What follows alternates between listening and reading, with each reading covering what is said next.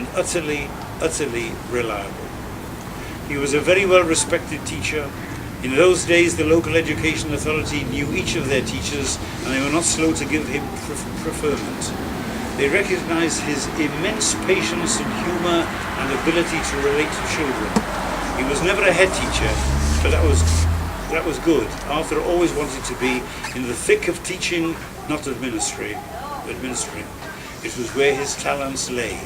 He was deeply involved in schools, football in the city, but others knew more of that than I do. But Francis was sometimes, a football widow. More than anything else, he was a leader in the Cardiff Jewish community. He was a regular at the Minyan. He brought up his boys to do the same. Always at shul on Shabbat, on the shul council, a cheder teacher, an active member of KJEX, that's the Cardiff Association of Jewish Ex-Servicemen, and talented editor of the KJEX magazine. From this magazine, the award-winning Cardiff Bima magazine grew. He was a huge supporter of the Jewish Home for the Elderly, Pennyland House. All these activities were attended by his humorous and avuncular attitude. What can I say? Francis and Arthur's hospitality to me was wonderful. I was there for Yom Tov. I went to shul, I went to all synagogues, and I learned my Judaism by osmosis. I loved every minute of the family's company, and their influence on my life was profound. How different it would have been, but for Arthur's warm and welcoming and accepting character. I can honestly say my life's course was changed by he and Francis's influence. It was in 1980 I paid my first visit to Israel and was introduced to some of their friends and friends of friends and Fran's sister. In 1985 I decided to leave teaching, and by 1987 I had been asked to travel around secondary schools for the Friends of Israel Educational Trust, speaking to school leavers about the Middle East and offering a 6-month gap year scholarship in Israel. The following year, the Shul Council asked me to consider opening an Israel Information Office in Cardiff for Wales and the west of England on behalf of the Embassy of Israel in London. It was my dream come true. I had been to Israel every year since 1980 and was passionate about it. And I served for 20 years. It was my privilege. Others will have to testify about those achievements. Arthur would be pleased as a loyal Welshman to know his fellow compatriots were being enlightened about Israel. Arthur was very dubious about my leaving the safety of teaching. But once the deed was done, I had a champion who was unparalleled. I have no proof, but I'm sure he had battles on my half with the Shul Council whilst an office for me was being discussed. I could sometimes tell by his disgruntled demeanour and mutterings. Yes, it was all b'shemt. So was my meeting with Fran and being part of this family. It was all meant to happen like this. We cannot know the bigger picture, but it was a joy for me and Fran.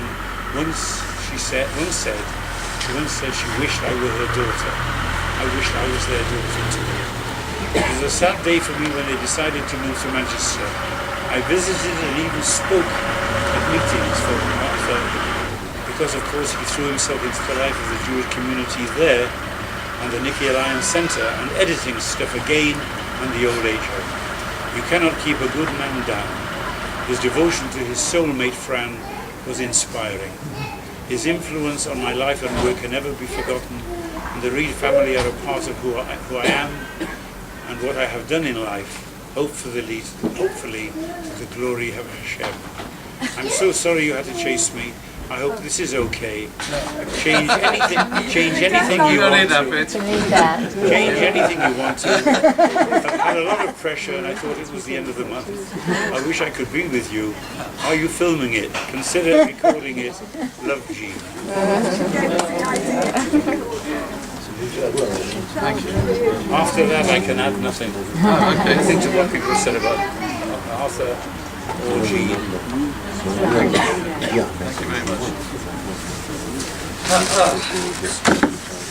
Okay, there's seats here if you want. Don't have to shout. There's some seats here. There's loads of seats, and really there's some spare seats here. please come and sit down. No reason why you have to stand up. Okay. Thank you everybody who spoke so far. Everybody. Well, Ben. It's just something I want to do. Madeline. Oh, sorry. Right. Oh, I remember. Thank you. There's only one thing I wanted to add about my father. Well, there's a few things, but in particular, that people who spoke don't know, is that when I was growing up, when I was a child, and I don't want to brag, but I was pretty much top of the class. And all the other kids would say to me, they'd say, "No, your father helps you, he's the teacher, he helps you all the time." But of course they didn't know, as now you will have known, that he was barely at home because he was always on this committee and that committee and doing that and doing this. So we didn't actually get help from anybody. I was top of the class on my own merit. Everybody should know that.